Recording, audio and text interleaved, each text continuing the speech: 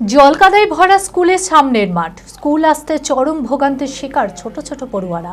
এমনই দুরবস্থার ছবি ধরা পড়ল বহরমপুরের 33 নম্বর কৃষ্ণমাটি GSFP স্কুলে। স্কুল চত্বর ভরে গিয়েছে গাছপালা, আগাছায় বাড়ছে পোকামাকড়, সাপের উপদ্রব, যার কারণে সমস্যায় পড়তে হচ্ছে পড়ুয়াদের।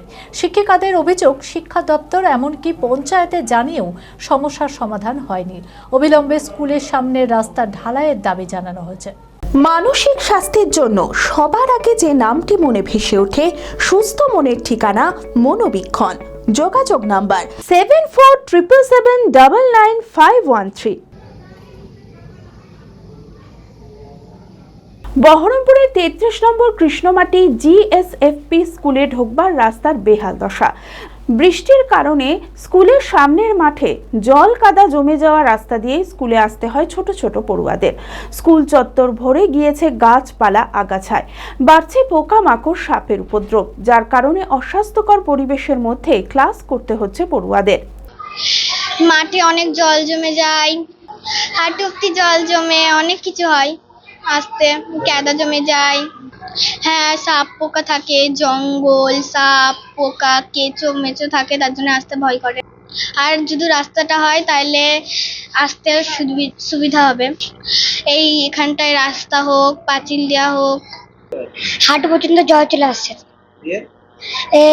কেঁচো কি শামুক চলে পায়ে কামড়ায়। হ্যাঁ আছে, এদিকে সাইডে অনেক সাপ থাকে।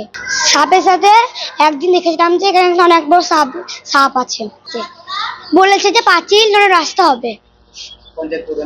হ্যাঁ, স্কুলের এমন অস্বাস্থ্যকর পরিবেশে ছেলে মেয়েদের পড়তে পাঠিয়েও দুশ্চিন্তায় থাকেন অভিভাবকেরা।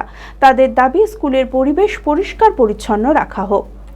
এই স্কুলে জল তো বৃষ্টি হয়, ভয় লাগে পাঠাতে, আমরা দিয়ে আসি স্কুল থেকে। এটা যুগ মুখ থাকে, সব পোকা থাকে, জল থাকে একাত্তরে, চারিদিকে জংলা ঘাস ঘুষ ছিল।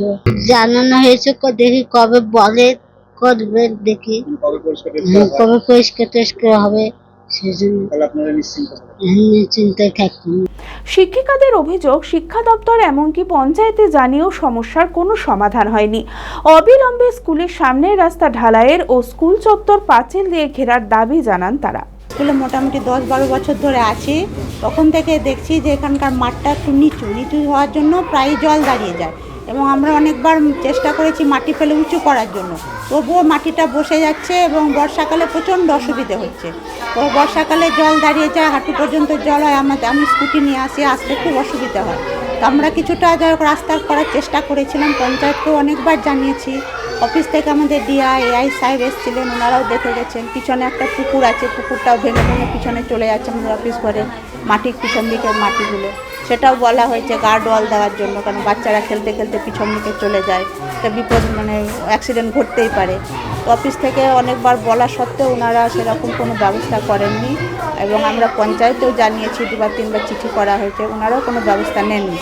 তা আমাদের যতটুকু সামান্য পয়সা জোগাড় করে আমরা কিছুটা উঁচু করেছিলাম, কিন্তু তবুও সেটা কি হয়ে যাচ্ছে, মাঝে মাঝে জঙ্গল হয়ে যাচ্ছে সেই সাইডটা, এবং পরিষ্কার করাচ্ছি। আবার বর্ষাকালে বৃষ্টি হচ্ছে, জল হচ্ছে, হাঁটু জল হয়ে যাচ্ছে, বাচ্চাদেরও খুব অসুবিধা, অনেক কাছ থেকে পড়ে যাচ্ছে। এই সময় তো ওরা জুতো পরেও আসতে পারছে না, খালি পায়ে আসছে।